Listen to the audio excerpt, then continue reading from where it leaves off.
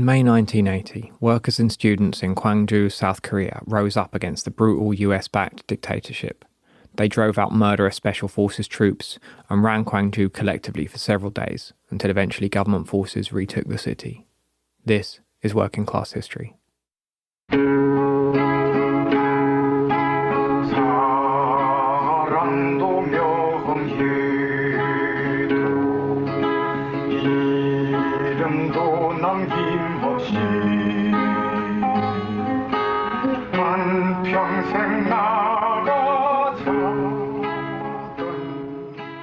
Hi, and welcome back to the Working Class History podcast. Firstly, just a quick reminder that this podcast is only made possible because of support from you, our listeners, on Patreon. We've been working on these episodes for a bit over a year, and in addition to the dozens of hours of research, writing, recording and so on, we've also had to pay for translation, transcription, editing and the like. So we're extremely grateful for generous support from our listeners, which makes this possible. If you can, please consider supporting our work, where you also get exclusive benefits like early access to episodes, bonus episodes, and more. For example, you can listen to the whole of this miniseries now, as well as a bonus episode. Learn more and sign up at patreon.com/workingclasshistory. Link in the show notes. In this episode, we're beginning a miniseries on the Gwangju Uprising of 1980, sometimes known as the 5/18 Uprising, due to it beginning on May the 18th. Although unsuccessful in achieving its goals at the time, it was a landmark event in the restoration of democracy and the establishment of workers' rights in South Korea. And it's a really inspiring story of courageous resistance and self-management of an entire city in the face of absolutely horrific state violence. It's also a story which is very little known and hardly mentioned in mainstream media or educational establishments, especially relative to its importance, particularly when you look at comparable events like the Tiananmen Square protests in China.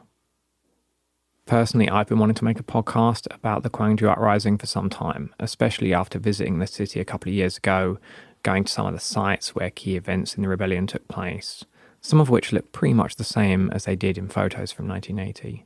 Like the fountain around which thousands of people would gather to rally and make decisions, and the provincial office which became the headquarters of the rebels and the location of their heroic last stand against the paratroopers.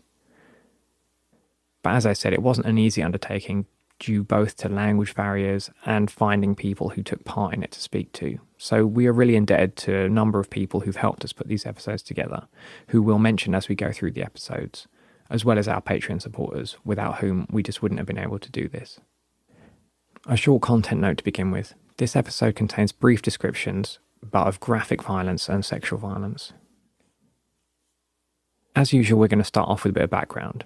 We're not going to go into this in that much detail because we basically did that in our episode 51 about South Korean labour organisers Chun Doo Hwan and Lee So-sun. But essentially, Korea was annexed by Japan in 1910, and after Japan's defeat in World War II, the southern portion of the country was occupied by the US, and a series of military dictatorships were then set up, with backing and support from the US, which governed the region for most of the next few decades up to the 1980s. Particularly from the 1960s, they were focused on economic development, based on the super-exploitation of manufacturing workers, particularly women and girls working in the textile and garment industry earlier on, and later more male workers in heavy industry. Hours were long, pay was low, and conditions were dangerous. There were no independent unions, no real workers' rights, and any organisation of workers was heavily repressed by state security forces, including the police and intelligence services, the KCIA. To understand that issue, we have to talk about the person called Park Chung-hee, who ruled Korea since 1961 through 1979 when he was assassinated by his right-hand man, Kim Jae-gyu. Park was a former army officer of Manchukuo, the perpetrator of Japanese imperialism in the 1930s. This is Kap Su Seol. Kap is a researcher and writer who was a high school student in Seoul at the time of the uprising. He also translated the seminal book Gwangju Diary, Beyond Death, Beyond the Darkness of the Age. We don't know much about Manchukuo. They never teach at school about the Manchukuo, but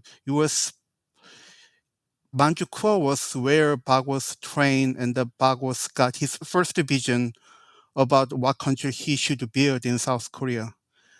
And in the 70s, South Korea is more like Manchukuo, where there's no democratic process.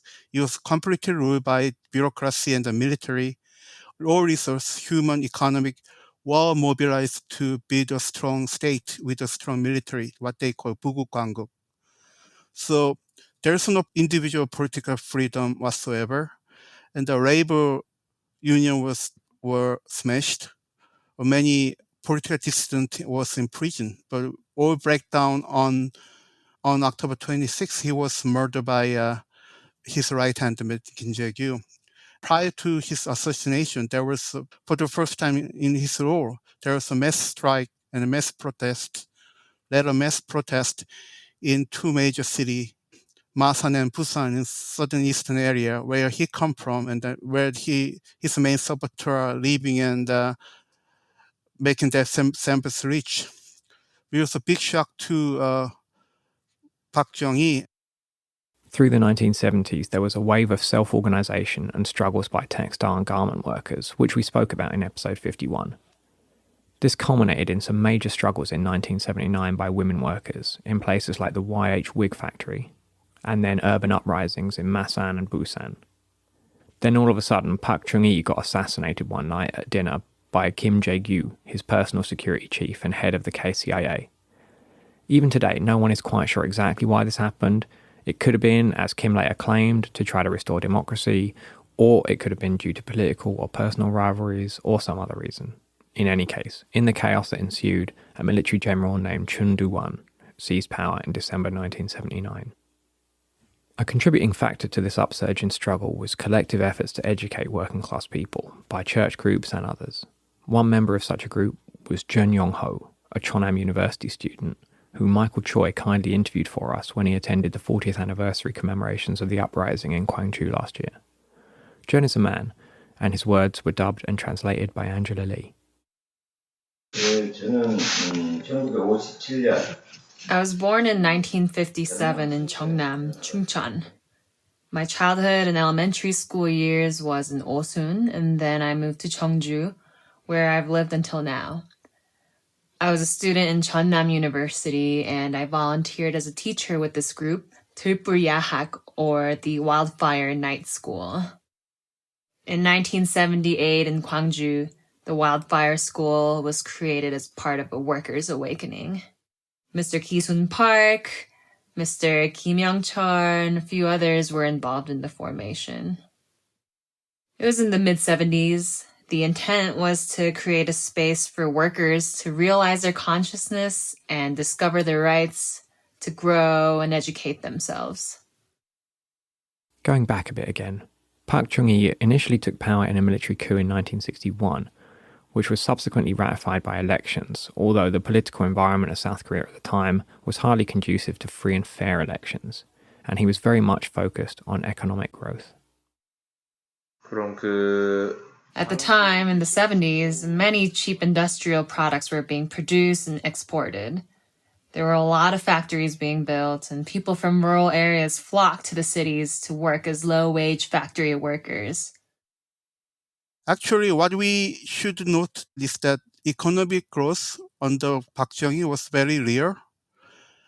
Actually, it lifted so many people from poverty, but many more left behind.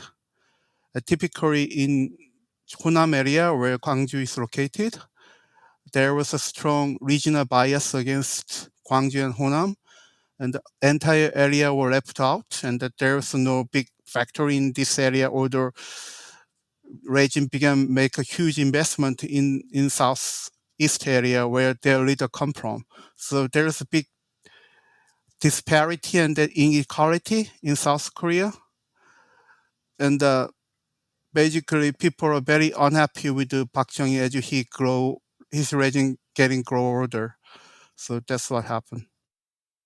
To explain the geography a bit, Honam is the southwesterly portion of South Korea, which used to be the historical Chola province, which contains the modern-day provinces of North Chola, South Chola, and the city of Gwangju, which was then the provincial capital of South Chola. So the terms Chola and Honam are pretty much used interchangeably in these episodes. So that region is referred to as Cholanando, or the province of South Chola. It was actually sort of forgotten about by the Korean government. Um, we didn't really have the highest standard of living. This is David Dolinger. He was a Peace Corps volunteer from the US, working at a health center in tuberculosis control, about 30 miles outside of Gwangju. As I tell people about living back then, there were no paved roads in the town and in the county where I lived. Everything was dirt roads.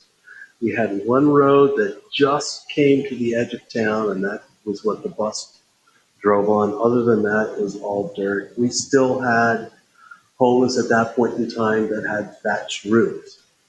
So we were not that well off. We were mainly in a farming area, the farming community.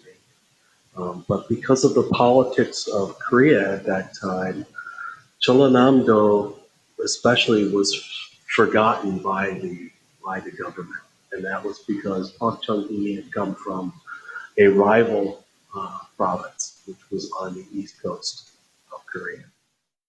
Pak's regional bias was deeply political. In elections in 1971, 95% of the vote in Gwangju went to Kim Dae-jung, probably South Korea's most famous pro-democracy opposition figure. Pak won the general election overall in very suspicious circumstances, and soon afterwards he granted himself even more dictatorial powers, which were then codified in the Yushin Constitution enacted in 1972. Park wanted to sideline Gwangju and the Honam area because that's where his arch rival Kim Dae-jung came from. And the Kim Dae-jung almost defeated Park Chung-hee some years back in 1971. And basically the election was leaked. So Park somehow managed to steal the presidential election. After that, he basically institutionalized some kind of racism against, regional bias against Honam people. And typically Samsung, one of the largest companies in South Korea, does not hire college graduate from Gwangju or Honam. And there are two major factories in Gwangju area. One is Asian Motors. The other is Ilshin Bangjik, Ilshin Garment Factory. They are all built during the Japanese colonial times. That there's no major plant newly built in Gwangju and Jeonnam area in the past 40 years, especially during the Park Chung-hee's rule. So people, average worker in Gwangju, took home half the wage other workers earn in other cities, such as Seoul or Busan.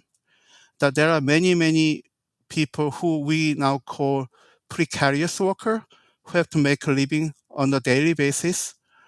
They work in the small factory, restaurant, and just whatever they can do, they provide their service, whatever they can do. It was an extremely poor city. At the same time, Gwangju was the logistic hub of the region in the education center of the province. So there are many young students in the city. There are more high school students than junior high school students in the city. And there are about 20 colleges in the city of 730,000 people. So Gwangju was packed with the young people who are very discontent and they're discouraged with the Park's regime because Park's regime does not offer any real future for them. Across South Korea as a whole, there were not a very large number of students, but in Gwangju they made up a substantial proportion of the population, around 25% of the total. So there weren't too many people going to universities, only about 20 to 30%. Young people were so poor at the time. It wasn't even about what your career and salary was. It was worrying about what to eat. So this was the general background in Honam province when Chun Doo Hwan seized power. Chun Doo Hwan, I think there's a major difference between Chun Doo Hwan's generation and the Park's generation. Chun Doo Hwan is educated in US. He was trained in Fort Benning, where many American ally soldiers were trained. He was one of the first South Korean general who got trained in special warfare and the psychological warfare. And his older generation, Park's generation, all educated in Japan, and that they fought in Korean War, and the Chun Doo Hwan fought in Vietnam War. That there's a slight difference. Jeon is more like he know how things work better than Park Chung-hee in terms of politics. He tried to employ a combination of appeasement of repression through his rule. But that said, Chun Doo Hwan has a two-stage of a coup. First one happened in December 97. He shot his way to power by rounding a senior general and killing some. And it was not just a coup, but it was also, as I told you, it was a generation shift in the military. So now new generation who fought in Vietnam, who educated in US, hold the power in the military. Then 6 months later, in May 18, he staged another coup by lifting martial law to the maximum level. So practically every single part of Korea, including Jeju Island, under martial law, and he disbanded National Assembly and shut down the administration body of the government. On the 13th of May, large street demonstrations began in Seoul calling for an end to martial law. These spread to Gwangju the following day, when students from Cheonnam and Chosun universities took to the streets and battled with riot police. On the 15th of May, the protests in Gwangju grew, with students being joined by other local people, also demanding workers' rights and democratic reforms. At the end of the day on the 15th, protests in Seoul and other cities were called off by organisers. On May 14th, 15th, 16th, for 3 days, we all gathered at the Munju University Plaza to demonstrate and to demand for a quicker transition to democracy. That was the beginning of the demonstrations. University students would gather at their respective schools to demand democracy or stand up against abusive acts squashing democracy. Gwangju was the only city where there was a demonstration on May 16, a day before May 15. Students in other regions decided to stop them protesting, and basically they want to see what happened. That's because they could not win any popular support over the weeks of protests before. But Gwangju was different. Many citizens joined the student protest, and even college professor joined the student protest on May 16.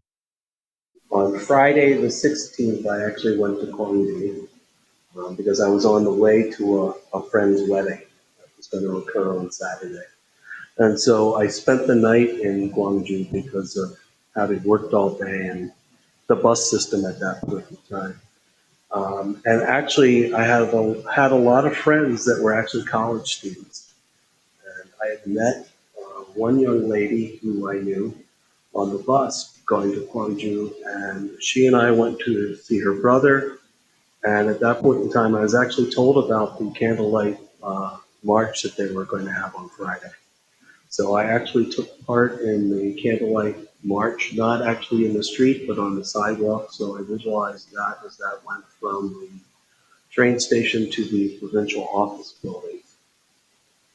The next morning, I actually took off for the wedding because I didn't really want to miss that. And actually, having talked to the students, that was the last protest they were going to have. They had been asked by the government to stop protesting, to go back to the campuses and allow democracy to occur. So they had acquiesced and said, okay, we'll do that. But they had this one last candlelight march. And the next day, they went back to the universities. On the 17th of May, the government said that the National Assembly was going to meet to discuss lifting martial law and bringing in reforms. So activists were heartened by this. But then, from that afternoon, the government instead started rounding up dissidents en masse. In Seoul, most known democracy activists were rounded up. And at 11 p.m. in Gwangju, police and intelligence agents raided the homes and arrested almost every known dissident, other than those who managed to evade officers and go into hiding. Kim Dae-jung was one of those arrested. Shortly before midnight on the 18th of May, the government declared a state of emergency and announced that martial law would be extended to cover the whole country. Here, Jeon says midnight on the 17th of May, but that basically refers to 0000 hours on the 18th of May. That's when the soldiers were deployed at each of the universities. At midnight on May 17th, every university outside Seoul were crawling and eventually just overrun with soldiers. This all happened overnight, so the Jeonnam University students didn't know of the military presence. All they knew was of the plan to meet again to demonstrate. Back in Seoul, Kap experienced the crackdown as well. I was lucky enough to go to elementary school, which was a part of a college campus. One day when I went to school on May 18, my elementary school was occupied by paratroopers because of martial law. And as a kid, every Korean kid learned to respect the soldier and love them. And I say hello to them, the soldiers, and they were very nasty. And with even children, they swear at us, they push away us, and they even occupy our playground. We didn't have any physical training class over the 3 months. So that was when I first questioned what these soldiers are, why they are here for.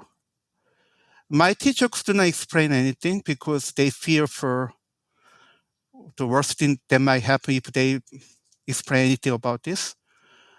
And I still vividly remember in late May, the paratrooper left the campus and he was replaced by an average infantry unit. They are more like a brotherly uncle kind of figure. They are very kind to us. I even play soccer with them.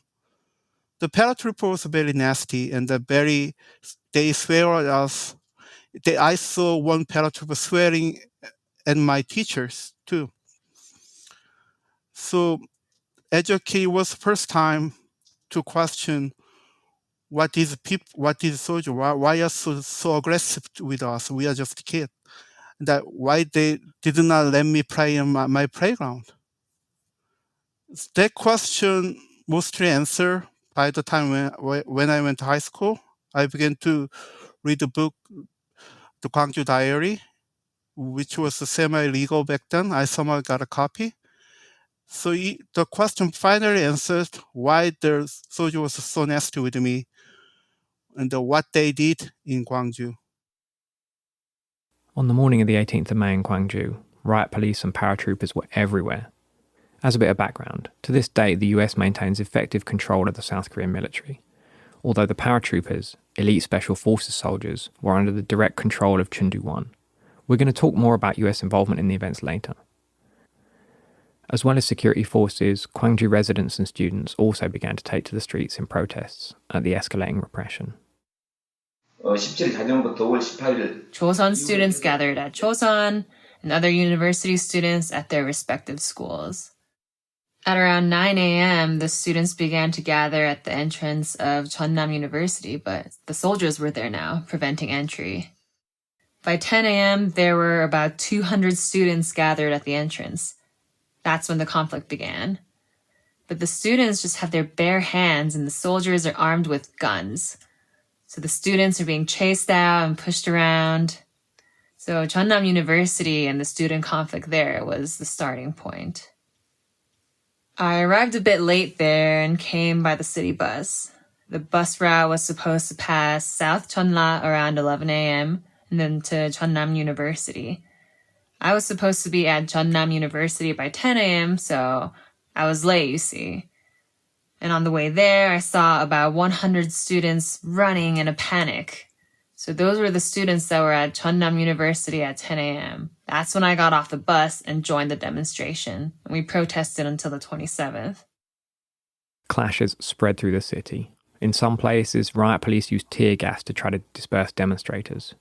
Elsewhere, paratroopers rushed in, grabbed individual demonstrators and savagely beat them. As the violence of the security forces escalated, so did the resistance. Protesters began picking up rocks and pieces of wood to fight the soldiers and making petrol bombs. One group raided a police substation and demolished it, and threw stones at the most luxurious mansion in the city. The Air Force soldiers would come and harass civilians. They would stop and capture people on the street and beat them. They'd make people kneel on the street and take their clothes off, and that's why we were demonstrating.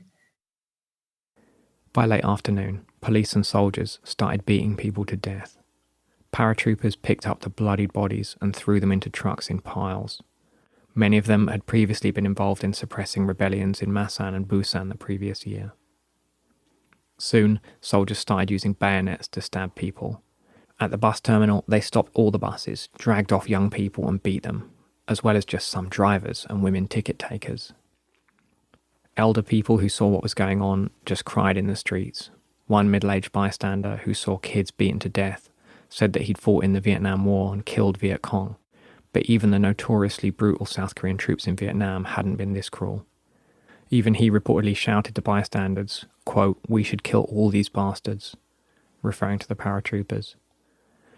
By the early evening, school and university students armed themselves with whatever they could find, steel pipes, kitchen knives, and in some areas they even forced paratroopers to retreat, until nightfall when the students returned to their homes, while the army declared a curfew and roamed the streets, arresting anyone who even looked like a student. Meanwhile, underground groups hastily organised themselves and began printing leaflets and newsletters about what had happened and handing them out on the streets, while factory workers gathered to discuss what was going on. So this is all happening in the midst of the cities, but people in the suburbs had no way to see what was going on. So we had to inform the suburbians about what was going on, and we wanted them to join us. The government then imposed total martial law and said that the unrest had to stop. But the following morning, the 19th of May, Gwangju residents again took to the streets in defiance of the military, who were all over the city. Universities and colleges were shut down, but schools, factories and other workplaces remained open. But that day, more and more non-students began taking to the streets as well, particularly housewives and street vendors. And the paratroopers continued to become even more brutal. Anyone resisting arrest was bayoneted. Women in particular were stripped naked in the streets and kicked unconscious. A group of 50 school children who'd witnessed an assault had their school raided, and they were all beaten unconscious and thrown on a truck. Even police officers attempting to assist wounded people were beaten by soldiers. This violence brought even more people onto the streets, and by the afternoon of the 19th, local residents began to outnumber students, and their militancy increased. Women broke up cobblestones to be thrown at the soldiers, while numerous people started hijacking vehicles and oil drums, setting them alight and driving them at police barricades. One group of demonstrators armed with steel pipes managed to capture a group of paratroopers and seize their weapons. But this small victory was short-lived, as more paratroopers soon arrived, beat the demonstrators to death, and threw their bodies off the roof of the building. One oversized sector in the city was transport, because it's logistic hub. There are many independent taxi driver, what New Yorkers say, gypsy cabs in Gwangju, and that there are many freelance truckers. That these driver were the first-hand eyewitness of the carnage by military. Military smashed their car when the driver tried to dodge the injured protester to safety. In addition to their cars being destroyed, numerous taxi drivers carrying the wounded were pulled from their vehicles and stabbed to death with bayonets. Local hospitals and health centres were overwhelmed with the wounded and dying. The army called in 18,000 extra police for reinforcements. But on the other side, the numbers were growing too. Students at Chungang Girls' School and other high schools walked out of class, while construction workers and middle-aged people joined in the fighting. Demonstrators attacked the Korean Broadcasting System building, burned down a police substation, and managed to win a small number of tactical victories in the streets.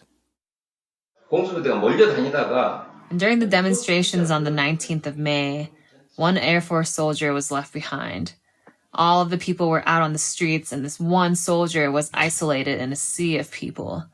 The civilians began throwing rocks and overpowered the soldier, and he retreated, limping. At nightfall, the exhausted rebels who had escaped injury or death returned home and put on the news to see the events that day completely ignored.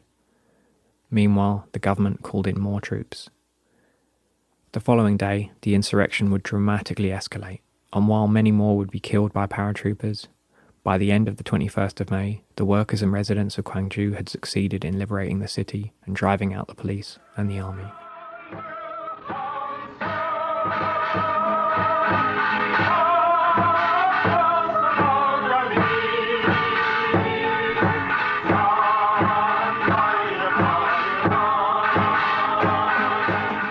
The story continues in part 2 of this mini-series. Our Patreon supporters can listen to that and all other parts of this mini-series now. You can also get other great exclusive benefits. So learn more about this and sign up at patreon.com/workingclasshistory. For everyone else, future parts will be out each week. As always, we've got more information, sources, photos and transcripts on the webpage for this episode. Link in the show notes. We'd like to thank all of our guests for speaking with us, as well as to Michael Choi for undertaking interviews in Gwangju, and Angela Lee, Jiminy Lee and the Hung Coalition, who helped with translation and dubbing. Huge thanks to our Patreon supporters who make this podcast possible. Special thanks to Connor Canazzi, Shay, James and Ariel Joya. If you can't spare the cash to support us right now, no worries. Please just tell your friends and family about us, or give us a 5-star review on Apple Podcasts or your favourite podcast app. Theme music for this episode was Marching for the Beloved, a song about the Gwangju Uprising, by Baek Ki-won, Wang Suk-young and Kim Jong-ryul. Link to stream it in the show notes. Thanks to Jesse French for editing this episode. And finally, thanks to you for listening. Catch you next time.